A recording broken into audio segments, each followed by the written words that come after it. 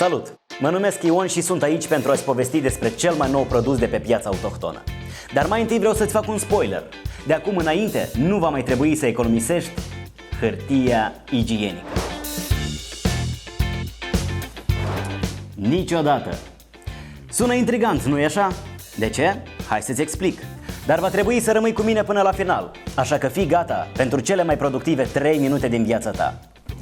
Cu toții am avut acest moment ciudat când am rămas fără hârtie igienică în cel mai important moment, nu-i așa? Te gândești că toată viața ai economisit o cantitate enormă de hârtie, dar la toaletă mereu rămâi fără ea? Ciudat? Straniu?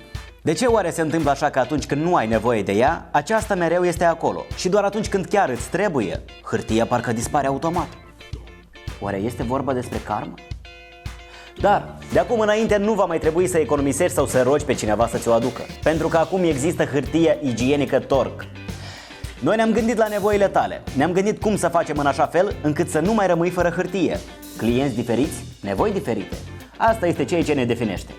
Noi am analizat cerințele clienților și am introdus pe piață un produs absolut unic. Știai? Calitatea proastă este egală cu un consum mai mare. De aceea un rulou de la Tork are 200 de metri. Unul simplu are de obicei o lungime de 100-120 de metri. Pe hârtiile simple deseori poți observa că scrie 150 m. Orice ar însemna asta, acest număr nu reprezintă lungimea hârtiei, ci doar modelul, ea având în realitate o lungime mult mai mică. Ruloul de la Tork economisește timpul, iar clientul are permanent hârtie. De acum înainte nu vor mai exista acele momente ciudate când poți să rămâi fără hârtie în cel mai important moment. Bine, acum te gândești că dacă lungimea ruloului Tork este mai mare, probabil și prețul este mai mare. Atunci hai să facem niște calcule, dar să nu uităm că parametrii sunt diferiți. Am calculat, iar rezultatul este unul nemaipomenit. Luați un sfat de la mine.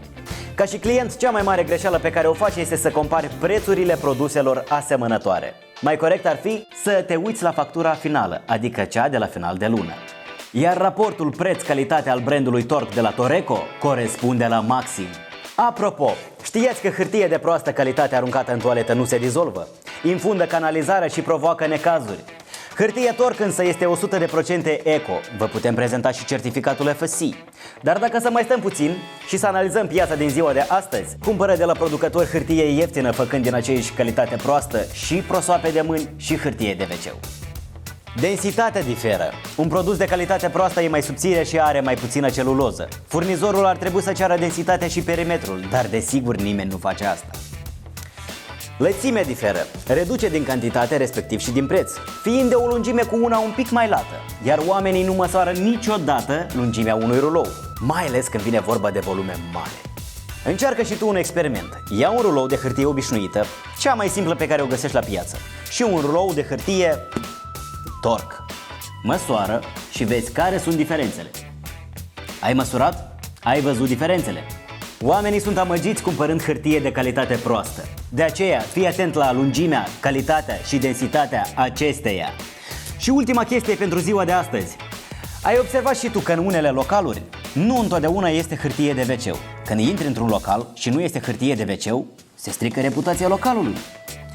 Iar în toaletele unde nu sunt prosoape, va fi majorat consumul de hârtie de WC. Deseori hârtie de WC este folosită ca prosop. Cauza? Hârtie de calitate proastă de care v-am vorbit anterior. Așa că dacă ești proprietar de local și vrei să economisești niște bani la sfârșit de lună, știi ce ai de făcut și la cine să apelezi. Deci, recapitulare. Hârtia Tork este despre preț egal calitate, 100% eco, 200 de metri, timp economisit, client satisfăcut. Clienți diferiți, nevoi diferite. Alege Toreco și fii un client fericit.